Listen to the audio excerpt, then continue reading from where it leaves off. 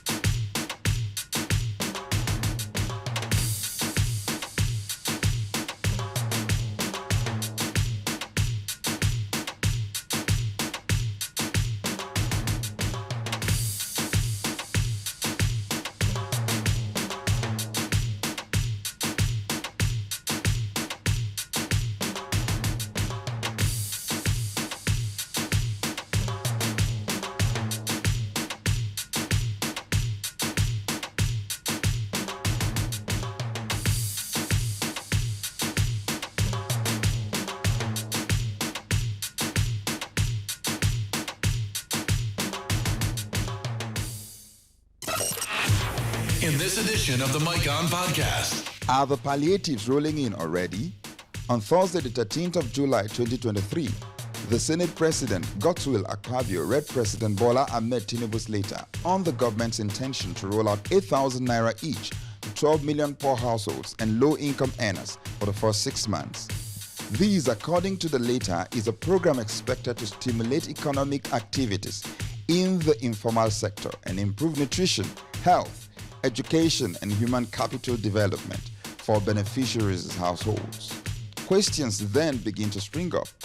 How sustainable is a policy of giving 8,000 Naira each to 12 million poor households for 6 months in a country where by 2022, the National Bureau of Statistics stated that 133 million Nigerians were multidimensionally poor, statistically surpassing the World Bank's projection? After the 6 months, what is next for poor Nigerians? The palliative is for poor households. Relative to the impact of subsidy removal as a result of current harsh economic situation, how can this amount of money stem the realities of the poor in this economy? How successful are previous social intervention programs? With particular reference to the immediate past administration of President Muhammadu Buhari. The President's request later has elicited mixed reactions from opinion makers and citizens in general. Some have kicked against it and said it is an avenue to create opportunity to loot public funds. Some have praised it. Join Seun Okimbaloyi as a host seasoned guest on this conversation on the Mike On Podcast today. The 60% of Us series.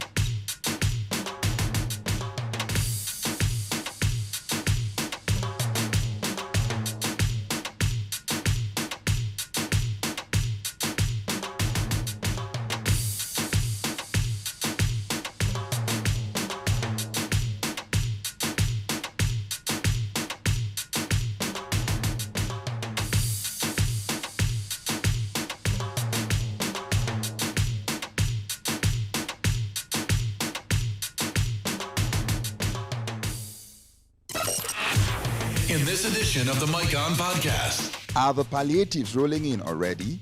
On Thursday, the 13th of July 2023, The Senate President Godswill Akpabio read President Bola Ahmed Tinubu's letter on the government's intention to roll out 8,000 naira each to 12 million poor households and low-income earners for the first 6 months.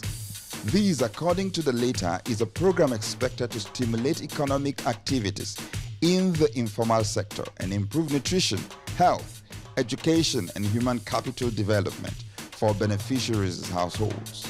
Questions then begin to spring up. How sustainable is a policy of giving 8,000 naira each to 12 million poor households for 6 months in a country where by 2022, the National Bureau of Statistics stated that 133 million Nigerians were multidimensionally poor, statistically surpassing the World Bank's projection? After the 6 months, what is next for poor Nigerians? The palliative is for poor households. Relative to the impact of subsidy removal as a result of current harsh economic situation, how can this amount of money stem the realities of the poor in this economy?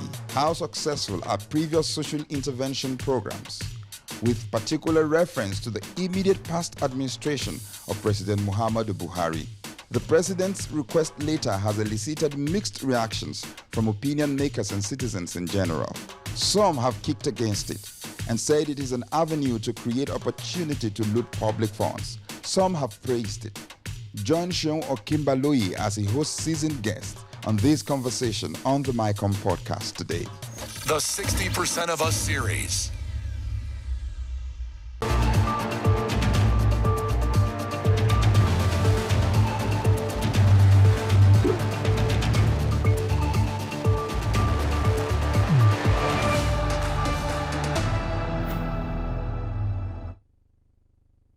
Hello and welcome to MyCon Podcast. I am Alan Adejo, standing in for Seun Okimbaloye, who will be joining us in a bit. This podcast focuses on issues affecting all Nigerians, but pays special and careful attention to how the issues raised affect young Nigerians, wherever they are. It is also a platform where more young people get to bear their minds on topical issues here. Here, everyone has a say.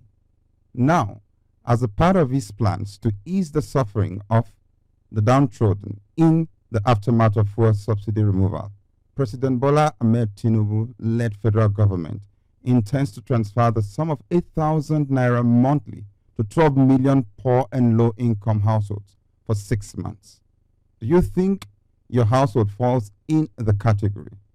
How will the government determine these families? How will this money be disbursed? From that round of questions to another set of crucial questions. What are the prices of the foodstuff? Basic human needs. Will 8K suffice in a Tinubu economy? Let's bring this home and make the conversation more realistic. About 133 million Nigerians live in poverty. That is 63% of the entire population put in context. The World Bank says 4 out of 10 Nigerians live in poverty.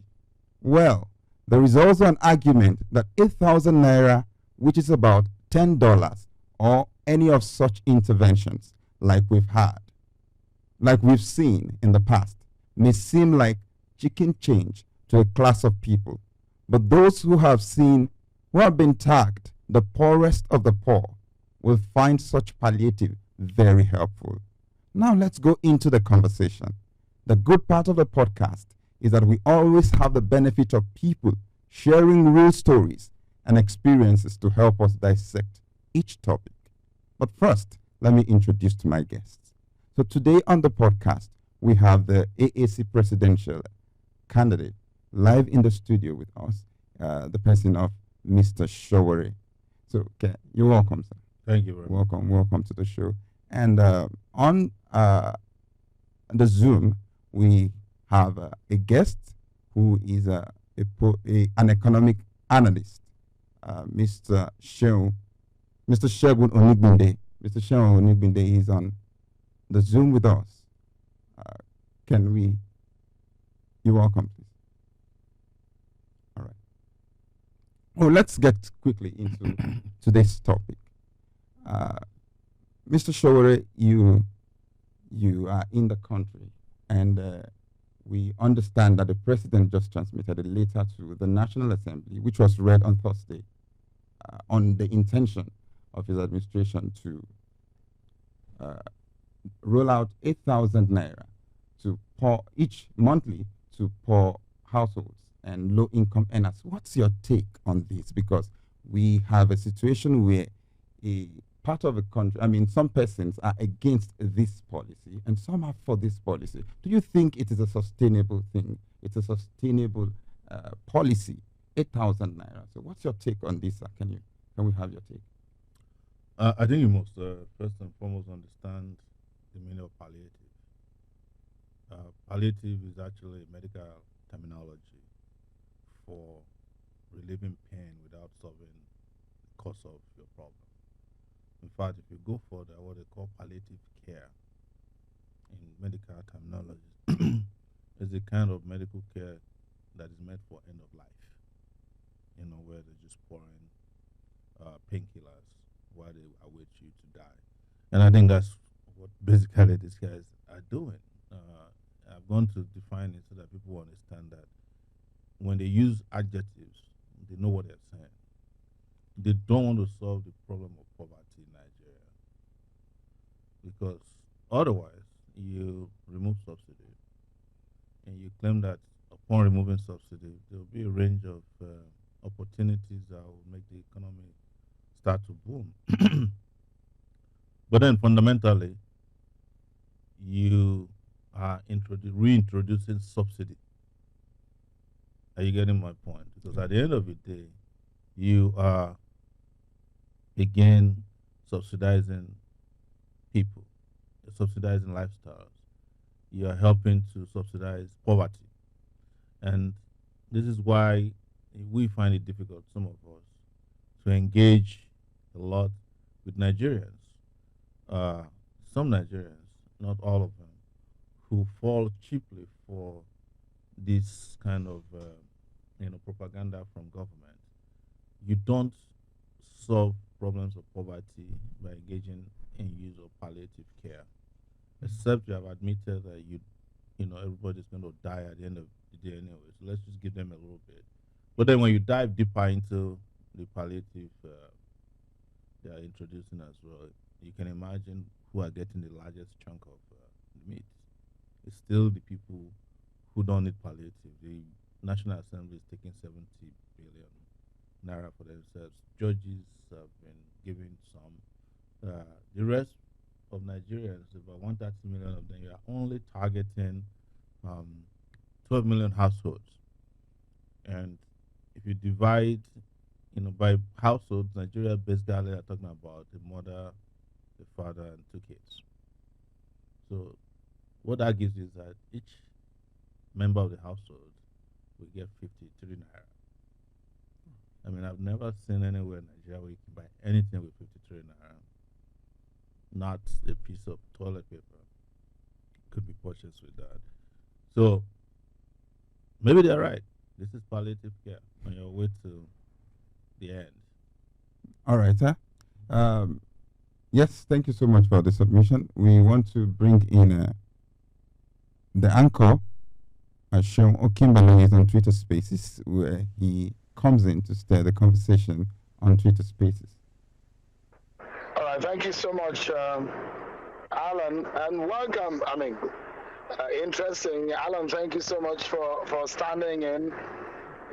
I was held up by postponement of my flight severally from Lagos to Abuja.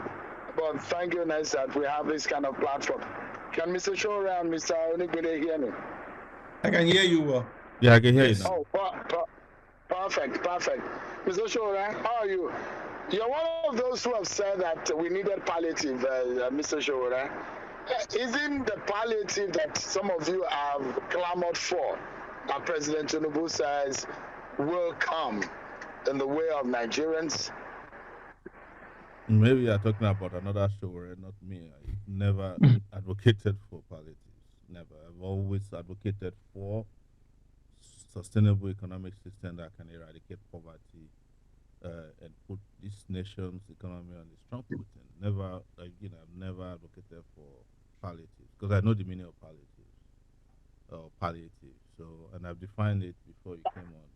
But Mr. Shore, but you know that there are a lot of those who criticized President Tinubu when he made that announcement that, look, the subsidy is gone. There are those who believe that you cannot remove the subsidy if you do not make adequate plans. Now, it does look like the man is rolling out his plan. Do you really have a problem with palliative? And if you have a problem with palliative, what do you think you could have done differently? My position from the beginning was that they could have sustained subsidy, and because subsidy actually do help businesses to grow or at least sustain themselves and keeps a lot of people employed. When you increase the cost of production by removing subsidy, people lose their jobs, they lose their means of livelihood.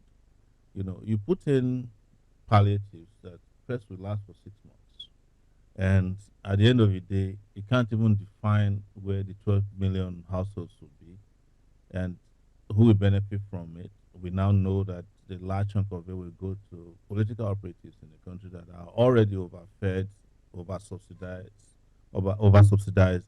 and overprotected. So this is not new. I want to tell you, maybe you don't know, but we are all part and parcel of the media Let me bring you network. Mr. The Buhari had palliatives too. There were people who were getting paid 5,000 naira since 2015 till now. Interesting. Let me bring in Mr. Nugbinde. You are an economic expert. There are those who think there should be cushion to the effect of the removal of subsidy. There are those who believe that there must be a soft landing for the poor, for the Nigerian people. If you are removing subsidy, which is supposed to help the poor or help pay what the real cost of toll is. In this sense, what were the kind of cushion that we were expecting? Was it the kind of cushion that some of you experts have analyzed that is coming? Or what exactly is your view on the plan of government? Thank you very much. I also didn't have a lot of conviction about removal of fuel subsidy for a long time. But over time, I agreed that the corruption there, the voluminous, the exaggerated output. The NPC numbers weren't making sense to anybody. But by then we are mixed up with the fact that we are borrowing, we're using debt, we're using excess crude account. We're taking from every angle we can find in the name of fuel subsidy. And I put that in the name of fuel subsidy because I also know that those numbers were highly exaggerated or highly inflated. My position was always that there are some systemic things you need to do before you do certain things. So first, and I remember it was on Channels TV, I said, the first answers you need to figure out is inflation, food inflation. How do you tackle food inflation? Because if you take, if people are able to eat at a decent price, then definitely you are certain that to some extent, they will be able to endure whatever pain that will come from the removal of fuel subsidy. So we have not been able to have an holistic plan. So that the president released a plan for food security, which, I still have some lot of misgivings about that, but it also means that they're thinking that we can't really do this change. We can't really provide any form of palliative or support to any Nigerians without not tackling food inflation. So that's my first problem.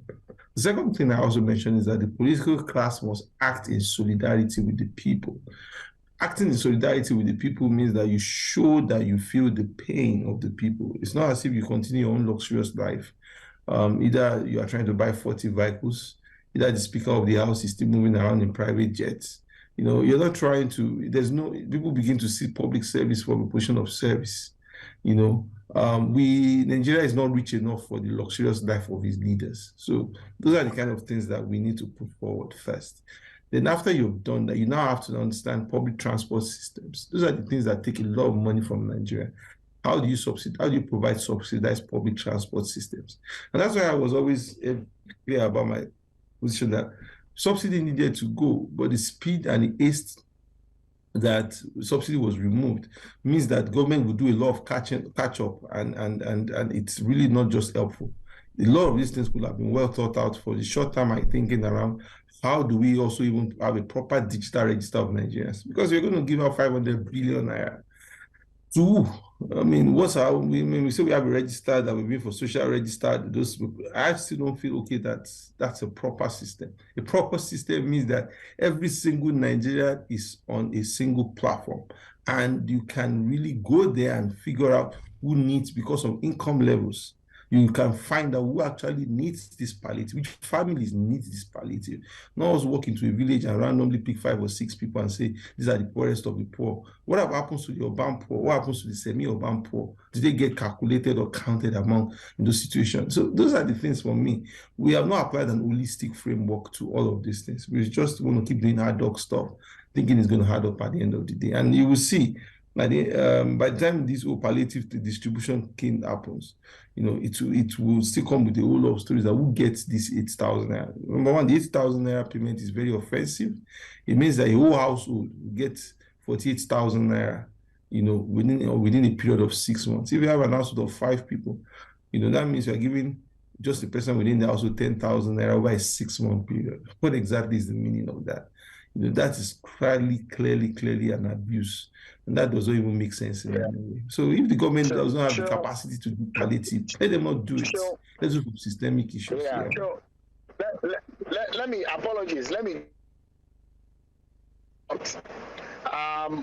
the increment in the price and the jack in the price of petrol is about 160 or 150 something percent. So if you bought fuel about 2 months ago, what you are paying now is about 150% more than what you are paying.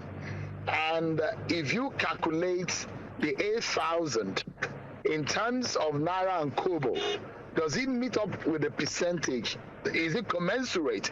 Because if you are, for example, if I take away 50 Naira out of the 100 Naira that I give you, and if I'm giving you palliative to cushion the effect of the 15 I've taken away, I must be able to give you something that is commensurate. I mean, I don't know if my mathematics or my economics is making sense, Joe.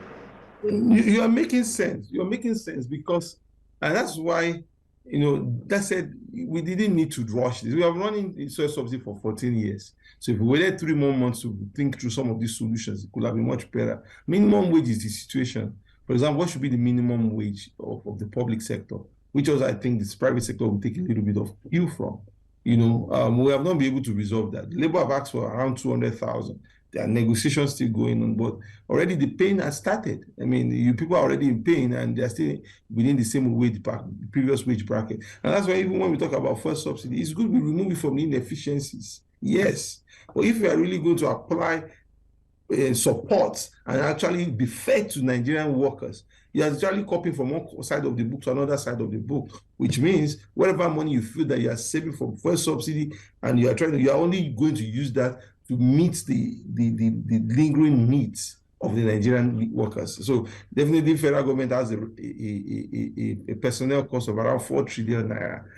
It means that you're possibly going to be at a personnel cost of close to around 5 to 6 trillion naira if you are really, really serious that you want to really give support and ameliorate this suffering. So for me, I believe that the whole subsidy removal thing is not well thought out. It seems that there's a rush to it. It seems that maybe Providence made it happen. But the question is that this has happened now. It looks like we're not going to move backwards again. But how are you going to move in haste? Because whatever you are offering, with 8,000 naira for 12,000, and it's because we are a country that we are built on a lie. We don't want to face the facts with data. Let's face the facts with data. If you have a Nigeria of 200 million people in the database today, maybe the working class in that database will be 120 million. Let's just even assume. We first take out people that are in formal working class. Those ones maybe they don't need that 8,000 naira. You take out the people that are public sector workers at state, federal, and local government level. You take those ones out. You can easily triangulate with some level of BVN to know how much Nigerians with this size of amount of money in their account, they might not need those palliatives, so that you quietly start, you bring yourself to a matrix or to the size of the Nigerians that truly need the palliative. In that situation, you build a social contract. You incentivize Nigerians even being able to file taxes, even if they file 20,000 naira as revenue of their income per year. In the US, even if you earn $15,000 or $20,000, it is your best interest to file taxes, because if government wants to give palliative tomorrow or any form of economic support, it is going to be based on your taxable income that you filed with the IRS. The government does not know you if you don't file taxes. So this could be a huge learning point for us to build a proper economics, a proper digital register, but we have failed to actually do that well. I'm going to come back to you, Seun, because tonight, one of the reasons we thought that it was necessary for us to bring Seun Onigbinde was that we need to know. Nigeria Bureau of Statistics will tell us that we have almost 45 million households in Nigeria. We need to make sense of how many of these households will benefit. Now, Kano State, for example, is already, the governor is already raising eyebrow. The government of the Kano State is already raising eyebrow, thinking that we cannot, Lagos might be getting more, than Kano. There's already, that politics is already playing out. How many people, where are there more households? What can they buy with it? And you make sense for us. What are the real costs of the commodities? Now, how do they want to deploy or disburse this money? Is it through the banking? How many of these poor families are banking? How many of them will get this money? If they are the poorest of the poor, are there banks? Do they have bank accounts? Are there banks in those rural communities? I'm coming back to you. But let's look at one for a moment, the politics of this money. And I know that Sahara Reporters published something about that. So with the hearing, but I need to also get confirmation on how these monies are going to be disbursed. We understand that some part of it will go to the judiciary, some parts will go to this, some parts will go to that. Give us a sense of what you hear or what you know about the breakdown of these 500 billion.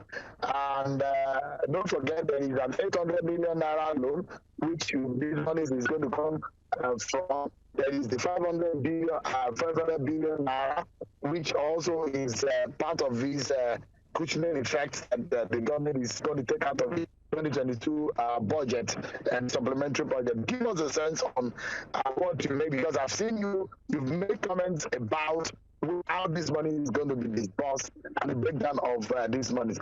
Give us an understanding. I don't know how they're going to disburse the money. I'm not part of the APC government, and I don't want to create impression that I know how money will be disbursed, based on their own methodologies. But what I know is that they are not.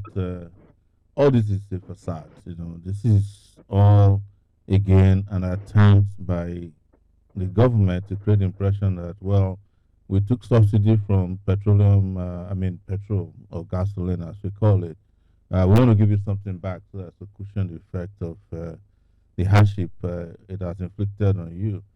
They have not provided to anybody how the breakdown will go. What we know in terms of what happened at the National Assembly is that they padded the budget already. The Senate leadership padded the budget, and they're going to share this out to their own people. Because at the end of the day, when they are done with the highest levels of the distribution chain, it will go to party leaders to nominate people who will get paid. And the party leaders themselves. So you are going to see, and I'm not exaggerating, you are going to see more poor people after the 500 billion is gone down. But also in Abuja and Lagos and other places, you are going to see a lot of brand new vehicles, SUVs bought by party leaders from palliative money. So this is nothing new. Under Jonathan, they had their own palliative. Buhari had all kinds of, the humanitarian affairs woman, what she was doing with money in those days. And I don't know why people are, I feel terrible that I'm sitting here discussing something that doesn't really make sense to me as a person. This is just another way of just like fooling people that, the government care about you. We are providing palliatives. And when you look at, the first idea of these palliatives, it's not only that it's very, very shady, it is that it's just their own way of doing things, but they've given us something to chew. And here we are spending all our time, valuable time, discussing nothing. This is the way I look at it, because at the end of the day, when they are done with the palliatives, maybe 2 months into the palliatives distribution, you discover that everything is gone. And we'll be wondering why in the first place we even believed them, or that they had any intention to give to the poor. One thing I want to say before you go back to Sheon is that I disagree that there's no data. There's plenty of data in this country. In fact, Nigeria is one of the countries that engages in what I call data abuse, because everybody collects your data. And we must move to the era of data protection, data analysis, and proper, curation of data. Maybe that's what we are looking for. Because if you look at it, I know about 7 agencies that collect biometric data in this country. The immigration does, banks collect your BVN, INEC collects, the driver's license people collect, your universities even collect. Everybody collects data in this country. The question is, what are we doing with the plenty of data? Because you can tell, for instance, from data collected by the NDIC, this is the insurance body that covers deposits, there are 123 million Nigerians that have bank accounts. Those are bankable Nigerians. And out of that, only about 0.7% of that population have up to 500,000 Naira in their account. That's about 700,000, maybe about 1 million out of 123. That's where to start with. So if people don't have up to 500,000 Naira in their account, you want to give them palliatives, you have to look at that number. So we are looking at about over 120 million people that are deserving of this kind of palliative protection. But also, we cannot be doing palliative. The issue of poverty in the country cannot be solved by palliative. This is just like carrying whatever is left and throwing it into the Atlantic Ocean.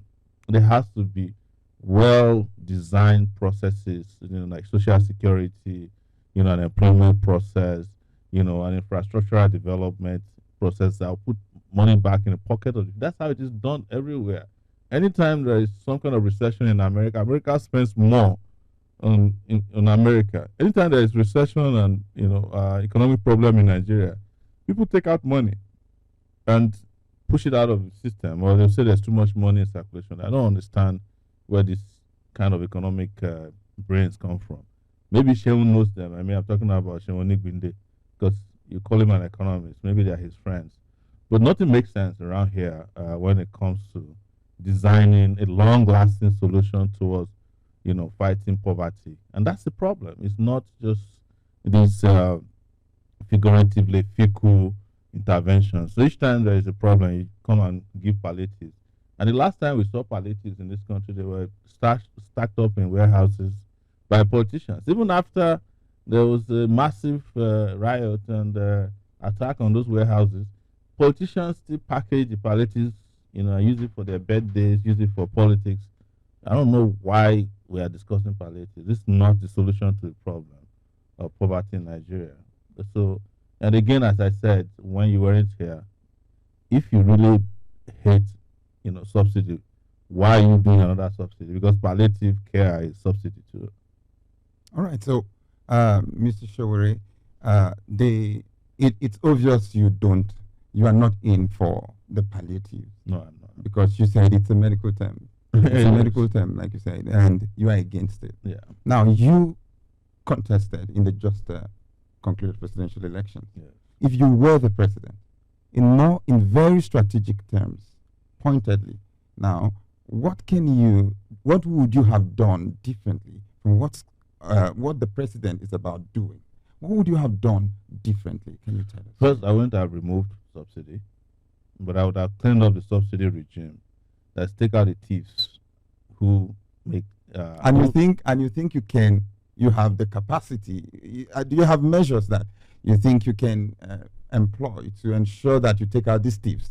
Oh, These absolutely. thieves, Absolutely. Can you tell us some of these measures? No, Yeah. that even as a private individual, I fight thieves, just using digital tools, and I've done it very well in the last, as a publisher of Sahara Reporters, and it works. But if I'm president, then I have all the tools, including shaming, arrest, prosecution, mitigation, all those tools are there that the president can invoke, or the leaders of the country can invoke. If we're talking about what comes in and what goes out in terms of even petrol, now they're saying that we've been reduced to 40 million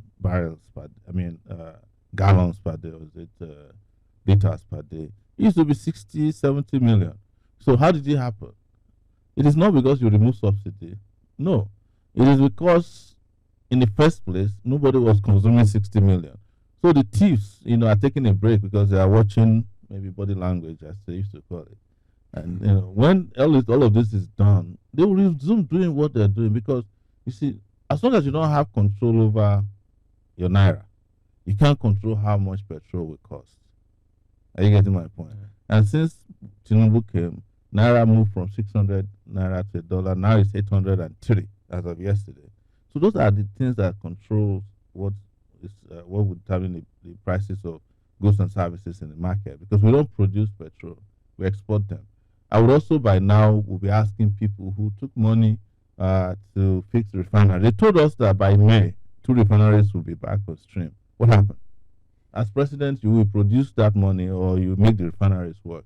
So you make all the 4 refineries work because we own them, and we are not fixing them, but we are helping a guy in Lagos to build his own refinery by contributing $2.7 billion to building his refinery.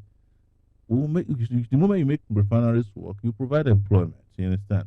I would also, by now, I would have increased the minimum wage to a sizable amount of money. Yeah. And my minimum wage used to be 100,000, and then they used to mock me that it would cost inflation. My minimum wage proposal now is 250,000 for you to survive in this country. I'm serious. All right. Yes. So now, I think the policies, your intended policies that Yes. you have mentioned, are on the long run. Of It's course, not long run. I'm telling you short what's time. the- I'm what's- telling you what I would have done if I was president since May 29. What I would and have you done think, by and now. you think between May to now Yes. is actually a time you can get these policies working, and Nigerians will say, "Oh, you have been able to work on the refineries. If you've I been able to get out the if I was thieves," yeah. president of Nigeria, Yes, sir. you have nothing to talk about right now on radio. All of you will be busy just wondering how we're doing it, not to be trying to dissect palliatives. Because I won't come here to come and do palliative care. It's a care for people who are dying, not for Now, people who want to live. sorry, before we go, Refineries yes. of Port Harcourt. This is simple. Port Harcourt refinery was supposed to come on stream in May. We paid for it. We borrowed money, 2.something billion. Why are you not asking that where's the $800 million Buhari borrowed on the eve of his government? So, where is that money? Exactly. Have they disappeared? Of course, because we have 0 kilobytes of memory in this country. We are so quick to forget everything. We should not be discussing palliative when already before Buhari left, he had already borrowed on our behalf $800 million for palliative that's supposed to run till the end of the year. So Tinubu comes, he starts his own palliative. Is it an overlap of palliatives? There were supposed to be 2 refineries that would have been working. And you keep Mele, the NNPC guy there, and he has not been able to bring the refinery he said will work in at the end of May. And you keep him there as MD of the NNPC. He's supposed to be sharing jail cell with the CBN governor by now. So now, so Mr. Shore, the point is this. I think the government, the president, Yes. met poor Nigerians Where did they meet? There were statistics. Yes, we had statistics that Nigerians were poor. These are the statistics of There are 2022. 133 million Nigerians are officially poor, according to the government records. Yes, in 2022. Yes. And you intend probably more in 2023. You said if you were the president now, yes, you would have been able to roll out these measures. I would have rolled out a lot of measures that would have engaged students. I mean, the poor. I told you before in 2019 and 2023 in my election that I would have, upon arriving office, I would have turned Nigeria into a construction site. There'll be a lot of public works going on. People will be busy working, you know. Probably Sheun too would have become a supervisor in a quarry, breaking stones. Just kidding, because I know you have your job cut out for you. But this is what serious people do when they come to power. They just don't engage in, just frivolities. Oh, it's palliative again. Oh, let's fire some people. Clap for me, and then, you go and become the president of ECOWAS. Like, what is ECOWAS that you need to be president of ECOWAS to work in Nigeria? So we're just like, it's deja vu again. We're going through the same motion, no movement. Circumlocution. It's good to be back. Thanks so much, Alan. Welcome. Yes, I'm physically back here Yeah. with you. I mean, it's been a total mess sometimes trying to travel in Nigeria. They cancel flights without indiscriminately, and because nobody's regulating the industry. It's a a total mess. disaster. Everything is a mess. It's a total disaster, and just hoping that some people will just put their thinking caps and make things work. I mean, let something just work in this country that one can be happy about. Thanks, Mr. Showore and Showonigbinde. But we're looking at world government. If you are going to relieve the pain of the people, we need to critically analyze, because the ones that Nigeria is borrowing and the ones that have been taken out of the 2022 supplementary budget is still Nigeria's money. Yeah. Either you are going to pay it in the immediate or you are going to pay it later, because Mr. Falana was one person that was arguing on politics today with me on China's television, and his submission is that we cannot have palliative from the World Bank because it cannot be a loan. He said that it can only be a grant. But look, that deal has been sealed by the Buhari government. The Tinubu government has inherited it. They've taken it on board, and now they're thinking about how to share it. But before I go back to Mr. Onigbinde, because one of the issues that I need us to analyze is the mathematics, the sensibilities. If you are to share this money, is it going to be shared equitably? Because I don't think anybody has the power to stop what the federal government has decided now. They've decided how they will share it, the amount in which they will share it, the families that it will go to. If you and I shout from now to tomorrow, I'm not sure it will stop federal government from doing what they want to do. But the question is that how equitable is the process of sharing this money? Well, in the real sense, Mr. Showora, give us an understanding of what this has done for us. It's not the first time that we are giving these social safety net measures to Nigerians. Since the Buhari government, about the second year of the Buhari government, they've been giving billions of naira out every year, according to their plans. Has it worked? Is it something that we can do again? Because these are not concrete measures. They are not substance at all. There's no substance attached to just doling out money to people. There's nothing they haven't done. And it didn't start with Buhari. It started with the military. When the military would remove fuel subsidy in those days and our days in the university, they would even bring vehicles to the university. Every university get two Toyota buses, and then 6 months after, the engine would have broken down, and that would be the end of it. But at that time, we had even bigger sources of money under Buhari. Babangida, for instance, they had $12 billion windfall from the Gulf oil war and Gulf war. They quacked it, they embezzled the money, and there was a record of the embezzlement. We just keep moving on without solving the problem. What I'm saying and what I keep saying is that you have to have long-lasting, institutionalized means of eradicating, poverty or assisting people in the form of unemployment grants and benefits for elderly care, You have people who have work, you give them social security, which you deduct over time. And when these are institutionalized, you don't have to be doling out money unnecessarily. But if there are special circumstances, like we had of COVID, you can support the poor, you can support the most vulnerable. And in the US, everybody got support. I think I've said it on your show before, that I was offered 3 checks, and I wasn't even in the US because I lived there and I had contributed. Yeah, to America doled out about $2 trillion. Exactly. So, $1,200 to an adult, about so when that 800 was or 600 over, to. those are for special circumstances.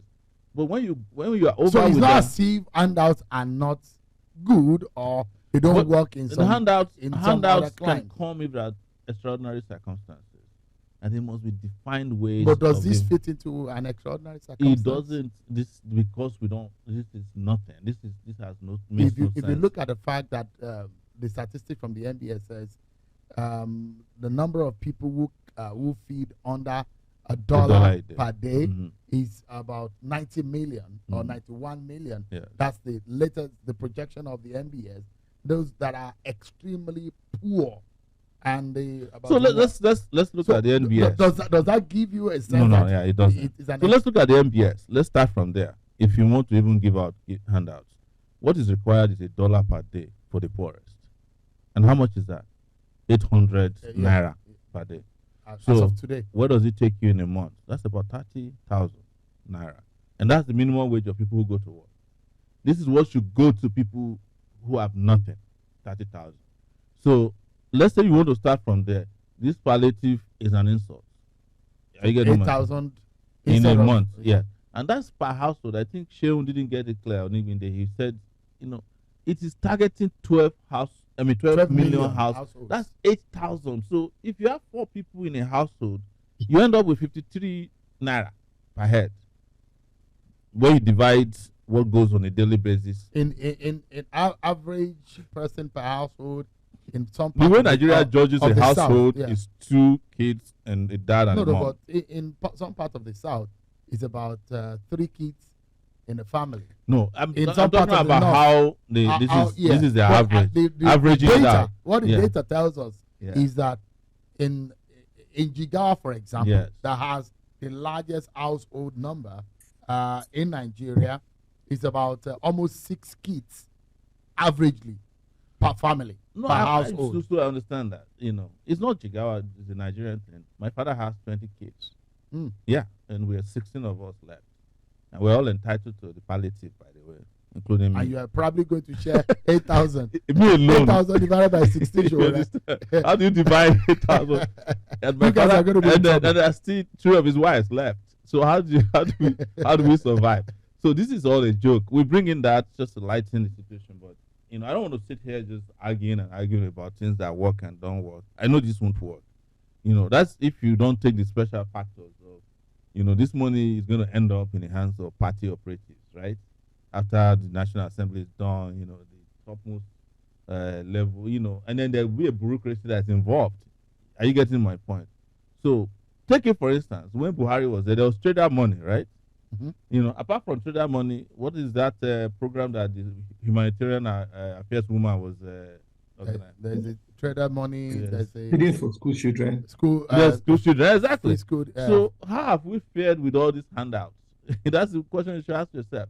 At the point the woman started feeding children electronically, people were not in school. So we are going to see more of this, especially under this particular regime, because these are the experts in manipulating money from Lagos. So they will give you guys shaggy. Let me. I'll bring in Sheun, and then I want to hear people. If you think that you fall within the bracket, and I'm not starting how many people that will be able to benefit from the 8,000 that are on the Twitter space, on Instagram, on YouTube. Anybody on Twitter should not have access to that money. That means you have money to buy data now. So people like us, we don't fit into that category. Yes. And people like Sheun, but let's break it down, Sheun. You are the numbers person here. Give us an understanding. About 45 million households in Nigeria, right? If I'm correct by the NBS figures, 12 million is what the federal government said is going to service 8,000 naira to these households. But you heard what the Kano government has said, saying, look, going by the distribution, Lagos is likely to get more. Kano will get less. Give us a sense of what the Kano government, would there be an equitable distribution? If you're looking at the poorest of the poor, what are the numbers telling us? Thank you so much. And we have to be honest, if we want to focus on the poorest of the poor, definitely there cannot be equitable distribution, because poverty in Nigeria is not equitably distributed. We know that significant chunk of the poor, around 70% of the poor in Nigeria, in the northern part of the country. So out of 43 million households or 45 million households, if we move that number forward a little bit, that we have, a significant chunk of that is of that household, around 70% of poverty in Nigeria is in the north. So if you're going to say you're going to give more palliative, in quotes, to the poorest people, definitely you want it to be as effective. You cannot just say, I want to give this amount per state or per state per state. The people that really need it most should get it. But I also come back to what Showore is saying, is that, I mean, is this the right way of spending 500 billion naira? Is this the best way to do it? Because we could have committed some of those funds into, like you said, public works projects, things that we're incentivizing productivity, instead of us just trying to subsidize consumption that goes nowhere. Because we've spent trillions of naira on the social investment program, but we could ask ourselves, there's no public appraisal, government appraisal of that project that is public, that we know that, okay, we've been able to transform the stories of people or in numbers. I mean, there's no adequate research document that says if this is effective or not. And that's the unfortunate part of this. We spend billions and trillions of the amount, and we want to spend 500 billion on this. It's just, for me, not perfect. So I believe that the only way to go forward on all of this is the subsidy should not happen. The palliative should not happen. Government should find different ways of spending money. If it means it will have to tackle food inflation by making sure that food from markets, from farms, gets to the market at a much more cheaper rate, at lower transport cost, maybe that's what it needs to look at. If it looks that there's a challenge with farm production and there's need to support farmers to be able to do that, yes, that is what you look at. But all of that will not change if we have not harmonized the database, because when you don't have a proper harmonized database that is structured, at the end of the day, you just keep casting your seed, into the wind, and at the end of the opening, some of them will crash. Mr. Onigmede, sorry to jump in. What platform do you think they will use in disbursing this money? Look, previously, there was a platform that was already being in use. There was a company called Softcom that was doing the platform that was used previously, I think, in the early days of the Buhari presidency. I think they stopped. Another platform came up on board, and there are two ways to do it. They do the digital transfer. Some are also under the cash. We also have done some work with Tracker when we figure out that some people will be paid 20,000 naira, another person is standing by the door collecting another 5,000 naira from them in some sort of way. So if we're going to distribute cash, by experience, either what we did through the flooding crisis of 2012, or either what we did with Ebola, that we did with the COVID, already showing that the people who really need the help most would not get it. That's why that we can't jump ahead of us being a proper digital system that is founded on social contract. Without us not doing that, and without us not being bold to tackle that, we just keep applying that documentation. And that's why we spend over 1.2 trillion naira on social investment programs in Nigeria. And we still end up with 133 million people in extreme poverty. So, I mean, the math is not hard enough in my own view. Platforms that they would use, because if you look at the loan itself, out of the $800 million loan, I shared the link in the chart. If you look at the link itself, close to around, because the World Bank puts their money in SDRs. So if you look at it, around $23 million. By the time we convert now SDR to so 23 million SDRs. By the time we convert that to dollars, that's around $35 million, will be used in distributing this money. So whoever gets that, that's another thing that has to be questioned. Who gets that contract to distribute that money, or who gets that money, who gets to be able to use those funds? It's called operating cost.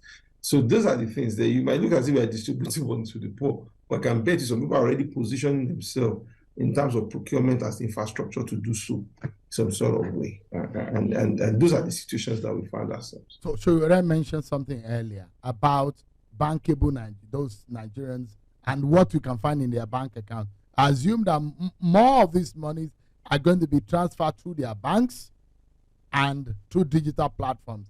How many of these, the poorest of the poor, how many Nigerians are being captured in the banking system? How many of them have access to digital banking? How many of them can access banking in the rural areas, the poorest of the poor? Does it make sense? I like us to say that, if you want to give that targeted support, see, I mean, it's for you to have a proper, system. If you want to target the poor, can you hear me, Sean? I can hear you. Please go ahead. Yeah, if you want to target the poor, in the US, for example, I always make an analogy. If you say we want to give $5,000 to private primary school teachers in Washington, D.C., let's just make that analogy. $5,000, the checks will hit their mailboxes within the next 24 hours. That's because there's a proper identification system for people, what you do, what you earn, where you live. Without us not sorting out those data stacks and doing it in a way that it is functional, we cannot build a modern society. So if we cannot figure out, if we like you've said now, you're already even doing some elimination, which I did previously already. Who needs the palliative? Obviously, anybody within the formal sector earning this amount of threshold, that's to be defined, is not qualified for it. Obviously, if you are a federal, state, local government worker, you should not be qualified for this. Obviously, if you have had the size of turnover of amount in your bank account, because you have a BVN that can aggregate all of that, you do not qualify. That's how you build the system. So from your own end as a government, you filter out who exactly should get. And everybody that is exactly to get you in that list, you know how much do you even have to give? But we don't even have the resources to do that size of intervention. So it's better you focus on the systemic intervention, like I mentioned, sort out minimum wage, sort out food inflation, sort out a subsidized public transport system so that people can use that. When you're able to fix that, work together with people in terms of solidarity to say, we are bearing your pains. It's not as if you're saying people should take 8,000 naira. We are allocating 70 billion to the National Assembly, 35 billion to the NJC. These organizations had budgets already in 2022. They have budgets in 2023. National Assembly already planned its new lawmakers with the 2023 budget. Why are you amending the 2022 budget and say you are doing a supplementary budget for a 2020 budget that should have ended at most in June? And you are saying that you're doing a supplementary budget in 2023, July, to give money to National Assembly, to give NJC money? No, it doesn't make sense. It doesn't make sense. So for me, all of this is just elite conspiracy to continuously abuse Nigeria's public trust and public resources. We're really serious about this. We will not go about this in an ad hoc. We'll go in a way that it's holistic and it's properly functional. And that's my own position about this. Thank you. I would like to listen to, I really want to know what people are facing and how people are accepting this, and those who are on Twitter. I can see Adebisi's, she's raised her hand. If you can unmute, I'd like to get your view on, and I like to practical experience of people. Let us know how this subsidy issue has affected you and what you make of the 8,000 Naira planned disbursement. Okay, thank you so much, Sean. Good afternoon. Good afternoon, Showore, and the other guest speaker. Thank you so much for giving me the opportunity. Good afternoon to everyone on the space. Quickly, I'm just going to kindly indulge me to be able to make some analysis. I'm also looking at it from the perspective of population. Nigeria is just ballooning. I think we need to have a conversation as regards population, because each time looking at from the perspective of Showore will tell you almost everything for free. You can get everything for free. School should be free. This should be free. Nigeria used to be 73 million thereabouts, 1980. Germany used to be 76 million. Germany today is 83 million. Nigeria is 200 million today, thereabouts, and it keeps going uncontrolled, all of that, and I don't know. Yes, you can come, it doesn't really matter, but that's on that side. I want us to also have a conversation as regard population, the way it's going. How are we going to be managing our resource? Are we just going to keep watching and all of that? Then when I from that analysis, I now want you to also look at it from people should be able to find a way to be able to give birth to the number of children you think you can take care of. Showore came here and said, okay, his dad gave birth to maybe 16 children or something, or some An number. extraordinary. I mean, so Yes. the And old, then when the old Showore should get a national honors. Mhm. and then you now expect when the financial issues come up like this in Nigeria, or maybe ASU goes on strike, you want to come back and accuse the government of not taking care of your own responsibility of giving back to so much. You know what I mean now. So that I want us to also think of that from that perspective. We have a responsibility to the parents, also have a responsibility to the number that you can also control. That is one. Then coming back to the 8,000, sorry, Sean, please allow me, please. Coming back to the 8,000, I agree that this should also go quickly to the people that are really, really in need of it, not the people that sit in Lagos or Abuja or Port Harcourt and don't really know what goes on in the Karanamuda or those far places. And so I want, because if you say you should put some of it into infrastructure, Nigeria is heavily in deficit of heavy infrastructure. That will never solve any infrastructure for now. So we need a situation that will quickly fix right now. Then also this question goes to Shewore. Third one is, okay, you want to fix refinery. I agree that should be done. How do you counter smuggling? Because that's the problem. For me, I also made this point on an Abbas speech. That's President Tinubu's speech yesterday. That if we say, well, okay, we are coming up with a security plan for food and agriculture and all of that, how do we combat smuggling? That is the main problem Nigeria is facing. Because if we say, okay, we remove subsidy, we are no more subsidizing petrol, but food is still cheap in Nigeria. People still smuggle food out of Nigeria to Cameroon, to the nearest station and all of those places. So how do we tackle? Those are the key issues. Because if you don't tackle smuggling, small weapons will still be coming into Nigeria. Terrorism will still be a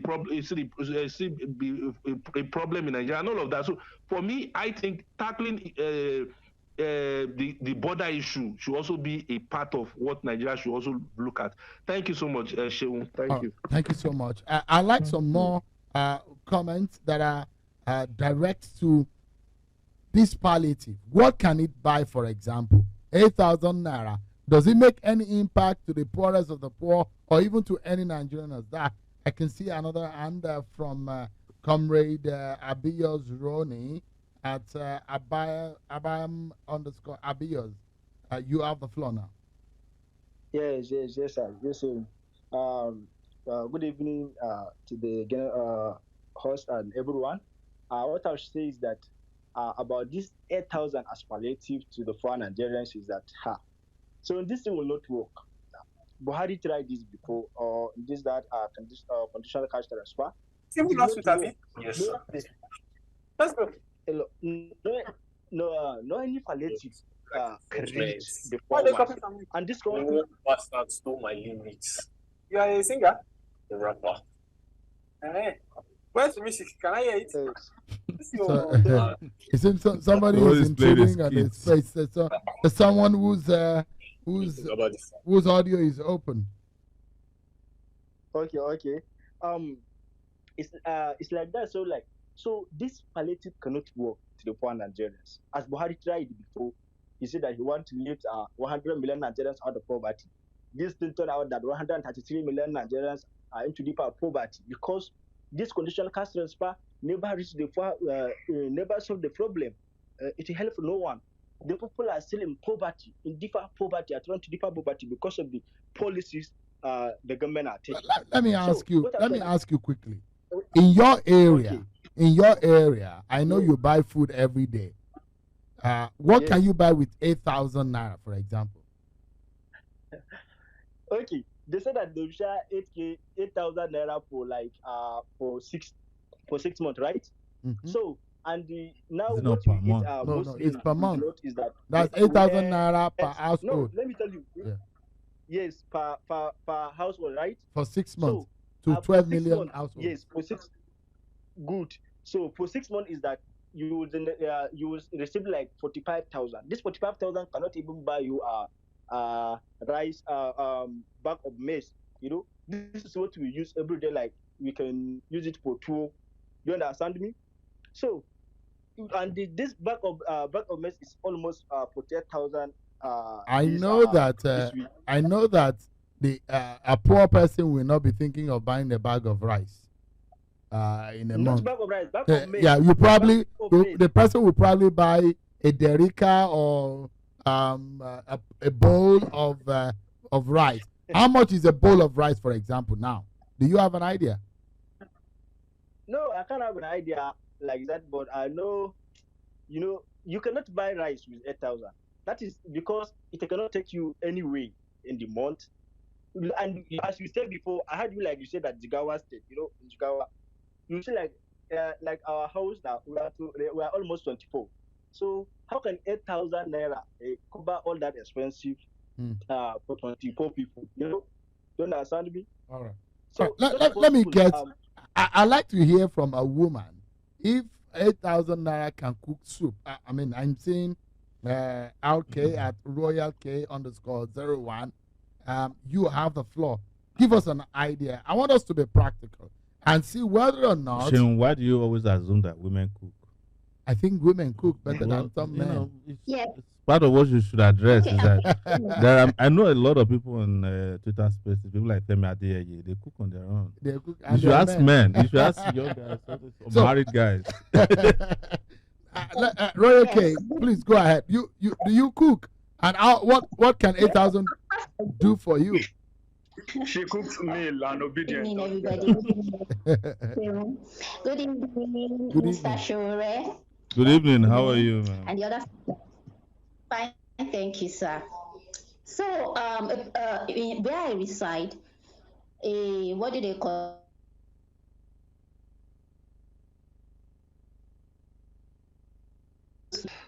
And in that I don't know what's happening. referring to It seems your network needs palliative. What's going wrong with you? Can you start all over again? Go ahead now. yes, where I plate of rice or a bowl of rice goes for between 1,200 and 1,300 naira. And in that bowl I'm referring to, you just have about 5 cups of milk cups, if you know, Yeah.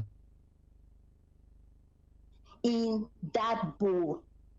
So it goes for between. So imagine just that little quantity.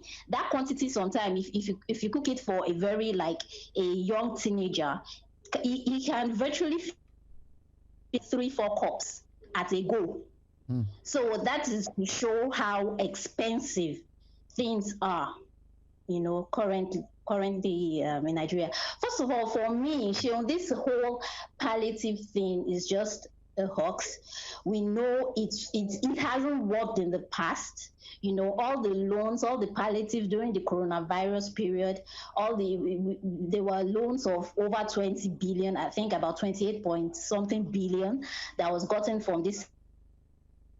Was another 3.4 billion. That's during 2020, and there was no effect. The masses, we Nigerians there is no impact of those loans.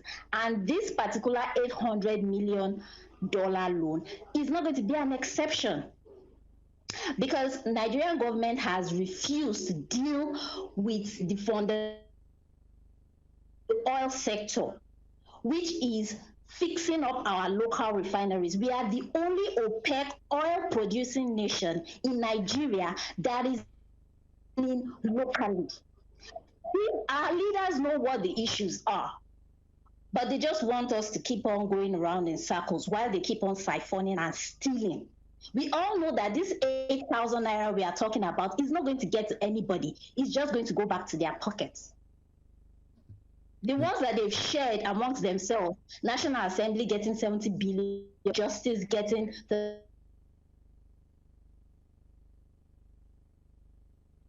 Okay, your network is there. And the likes of was padded. Yeah. The 500 billion that is to be allocated to Nigeria is still going to be embezzled. Let's not just come here and deceive ourselves. But the only unfortunate thing is that we Nigerians, the taxpayers, are still going to be the ones that will end up paying for these massive loans collected by criminals in government. We are the ones that are still going to pay for it for decades. Okay. So okay. let's not come here to deceive ourselves.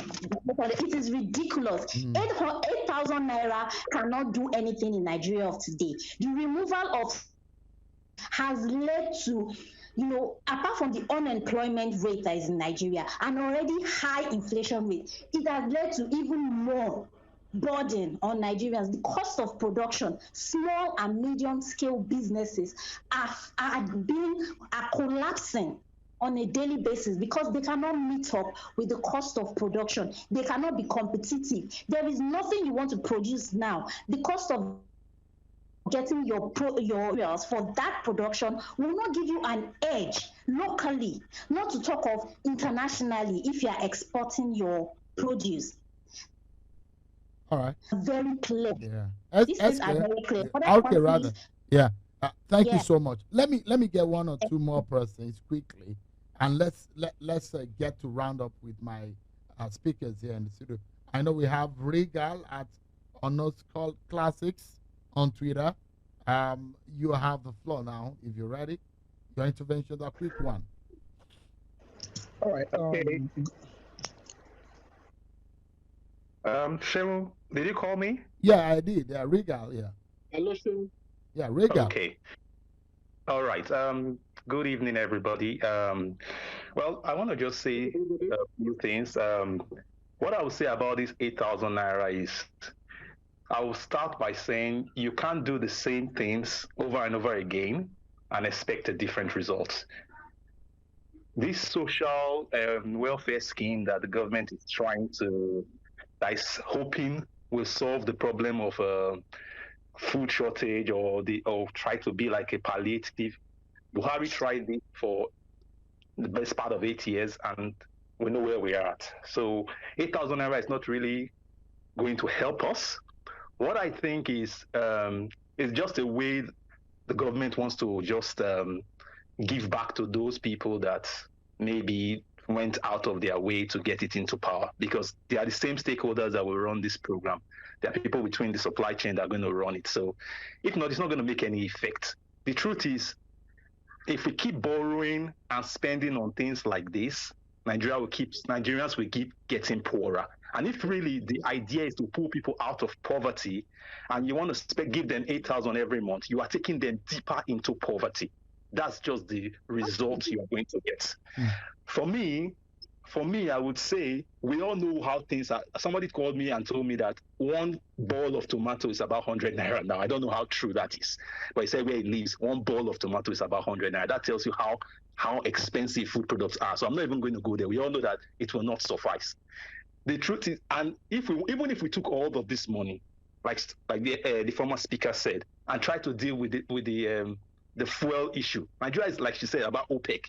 I would just say a short story about what we do as Nigeria. We have oil, which is like a hunter that goes to the farm, kills an animal, and then comes back, sells the animal for 100 naira to the woman that sells pepper soup, and then goes back and buys it 500 naira for a plate of pepper soup there.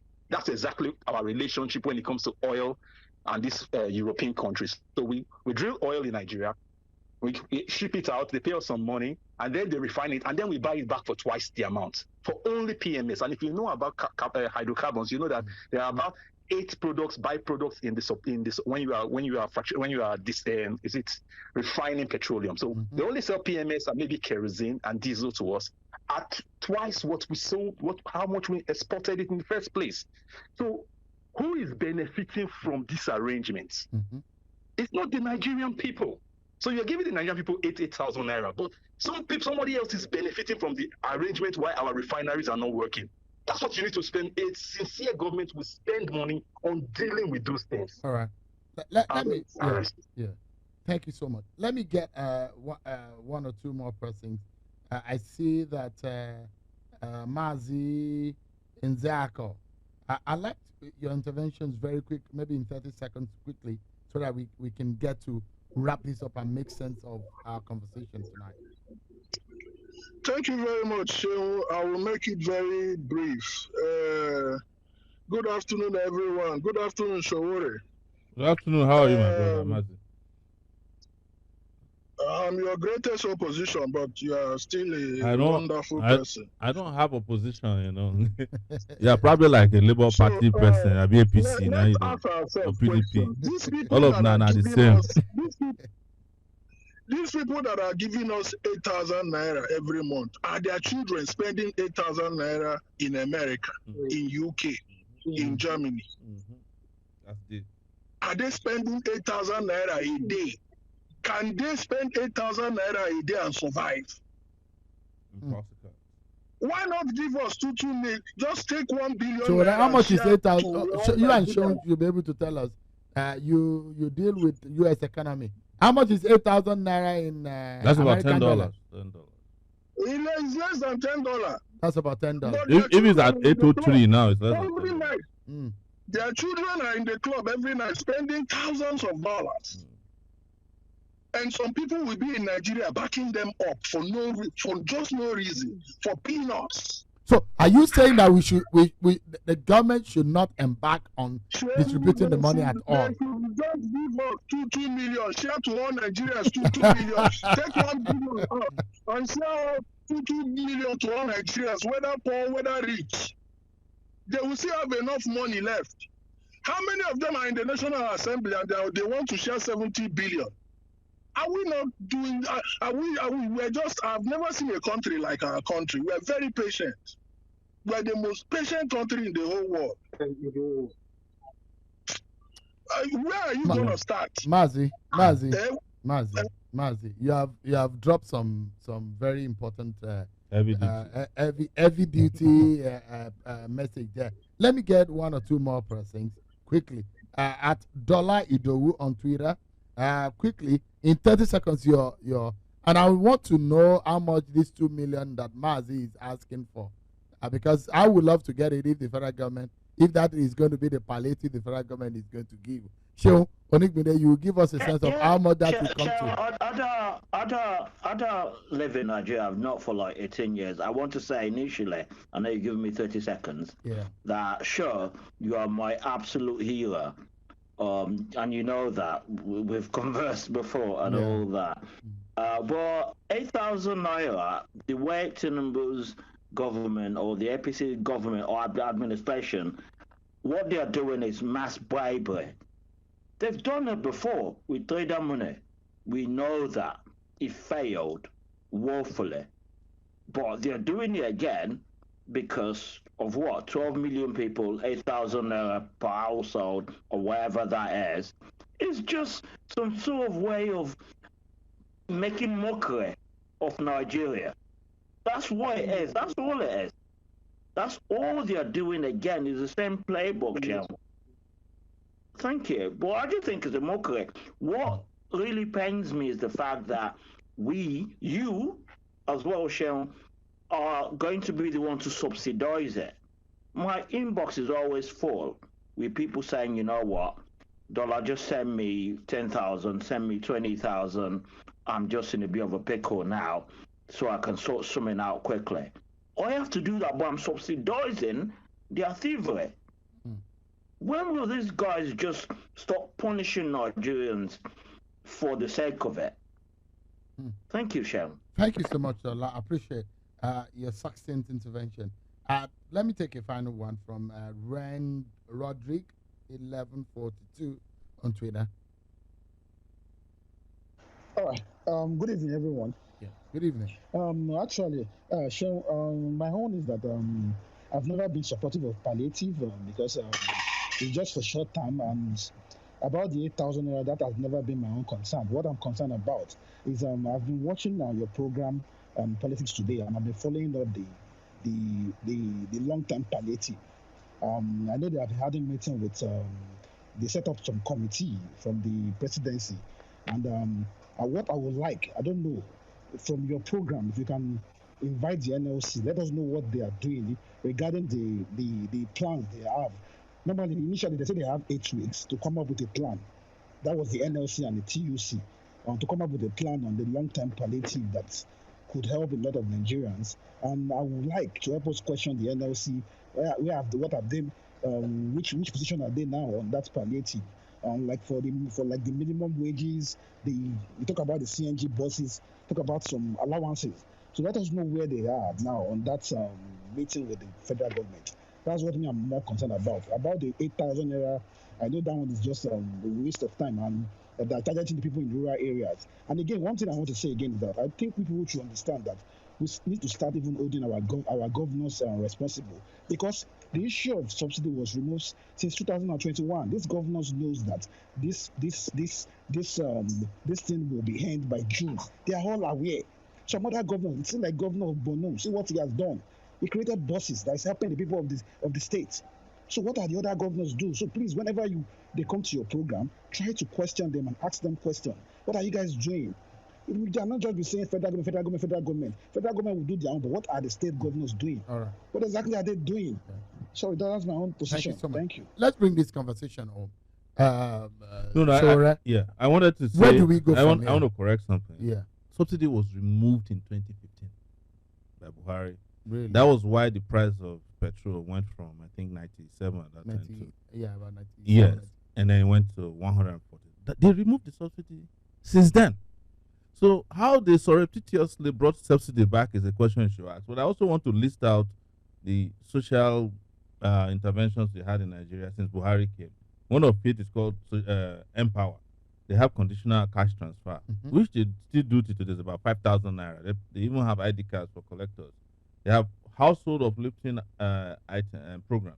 There's one they call Better Don't Come. I don't know if you heard about it before. We have trader money, farmer money, survivor fund, anchor borrowers fund. They have some health insurance cards. And all of this in the last 8 years took $5 billion. $5 billion from Nigeria. But let me shock you. Do you know how many households is rich according to MBS? Only 6% of Nigerians benefited from it. $5 billion. If you constructed a highway with $5 billion from Lagos, it will reach Maradi. Even a brand new train, will go from with $1 billion. You can get a brand new train from Lagos to Calabar. Did the World Bank do their survey and their research to know the penetration of these funds before approving another round of these funds? The World Bank is also a political, it's a neo-colonial political machine. That's why they don't operate in the countries of location. For example, there's no World Bank project in the U.S. Meanwhile, New Orleans is brimming with poor people. Are you getting my point? Because they are not for uplifting people. They are part of how the entire world is subjugated, especially the global south, third world countries. And to sustain them, demanding and asking for help. Yeah, you must have heard a lot from the Kenyan president recently. The Rwandan president also speaking about how they feel subjugated. And this is why the World Bank and the West, the International Monetary Fund, I call them the International Monetary Fraud, have ensured that Africans don't have real leaders who can stand up and fight for Africans. They always put puppets there, and what these puppets do is that they just give them a model for how they want to keep all this going. What I want to say finally is that what you are saying now is a continuation of what myself, Falano, Gani, Professor Barrow, Iyayi, all those student leaders in the 80s, what we were fighting against, which is called structural adjustment program. That's what we are back to now. In fact, it has never gone anywhere. It has only changed name. What would you say the federal government should do now about it? Should they continue? Because they look like I don't work for the federal government. No, I'm asking you. I don't believe we have a government. Are you not a citizen of Nigeria? I am a citizen of Nigeria, but I don't have to believe in the government that doesn't work for me. But either you like it or not, is impacting. No, I don't. I cannot like a government. It's just like throughout the Buhari regime. I never believed in Buhari. And when he was leaving, the last and the only encounter I had with him when he was speaking at the peace committee, I sat. I was the only person in the hall who didn't stand up for him, and everybody was shouting. I was like, "You didn't stand up for the president." I don't believe in Buhari. And today, I've been vindicated. So you don't believe in the Tinubu government too? They tell you they are government. What do you mean? Well, people are challenging them. They said they didn't win election, so an election didn't hold. So it might be an interim government, but it's not as if I'm expecting anything from the tribunal because I know how the judiciary functions. But the legitimacy of government is derived from the trust of the people. If people don't trust you, you can have all the guns in this world. You will not be a government to them. And Tinubu is proving people right. People are skeptical about. Would you say that the palliative should be stopped? I don't believe in palliatives. I cannot tell them to stop something they want to share amongst them. They will do what they will do regardless. We're having analysis about whether it will work or not. That's why we're here. That's why I'm not inside Astro Rock discussing whether it's not going to work. That is the preponderance of opinion today on your show. Because we already know how it started and where it's headed. Mathematically, economically speaking, Mr. Onigbinde, where do you think we should go from here? $500 billion, 500 billion naira, 800 million US dollar. Either way, where are we? In the middle of a hard place, in the middle of a what? Where are we exactly? I think where we are is that we cannot just afford an elaborate social program, welfare program. We can't just have it because the political class also is not ready to do the hard work around that. So we would just continue to run on this ad hoc. For example, we know how the record oil prices going on now. We've not been able to profit from that. It's in the same period of high oil prices that we are drilling one of our lowest oil production in the last 2 decades. So definitely we don't seem like a serious people. And we don't have a government that looks like they really understand what it means. All of these tokenistic, all of these ad hoc approaches will never be effective. Happen. But the question that I advocate clearly is about you need to look at food inflation. Food is too expensive and it's within out of reach of most poor Nigerians. And that's the conversation what the government should be having. And that's to be a market-based conversation. Not this one that we want to go and start a commodity board. There was a reason why commodity boards were abolished in the late 60s. I mean, why do we want to bring back commodity boards all over again? I mean, doing what? I mean, setting and fixing prices in this age. I mean, we have to be honest. If there are inefficiencies that make the pricing out of reach of Nigeria, we go and fix those inefficiencies as much as possible. That's my own belief. But if you look at the federal government income level, a chunk of it is going to personnel costs. Another chunk, which is rising continuously, around 4-5 trillion naira on debt servicing costs. By the time you put that together, you are on personnel costs and overhead costs. You're already around 10 trillion naira already. You have not even dug a ball. We have not even put in the capital projects at all. So, and how much is the revenue of the federal government? Less than 5 trillion. Already even Armstrong to spend close around 10 trillion naira already. It just means that we're not ready. We're not fully ready. So, in my own view, subsidy has to go. But the way the government is going about the palliative or whatever support that they are doing is not the most effective way of doing things. They've taken a loan from World Bank. It's not going to be, I don't know how it will be impossible to reorder the use of that loan, because we could, with $800 million, there are better ways of us using $800 million than converting it into Naira and just distributing it into Nigerians. I don't think, because we have not built the infrastructure, the digital infrastructure, the identity infrastructure for that, to make sure that it's holistic and it's effective. And even if we have, the size of what is being bandied around, 500 billion, is not going to be enough to change that. So what if we know we don't have enough resources? Let's put the money in different places. Let's put it in minimum wage. Let's put it in supporting public transport system to be cheaper. Let's put it in fighting food inflation and changing the logistics inefficiencies. Those are the kind of things I want to hear personally. Not we want to go through this old trader money, market money conversation that we have done for years. And we know that we were doing those same things and poverty was continuous and continue to entrench itself. I think I will stop at that point. Thank you. Look, I mean, it's clear that we're going to be going into some very difficult period in the coming days. And it's going to take a lot of miracle for the Tinubu government to be able to,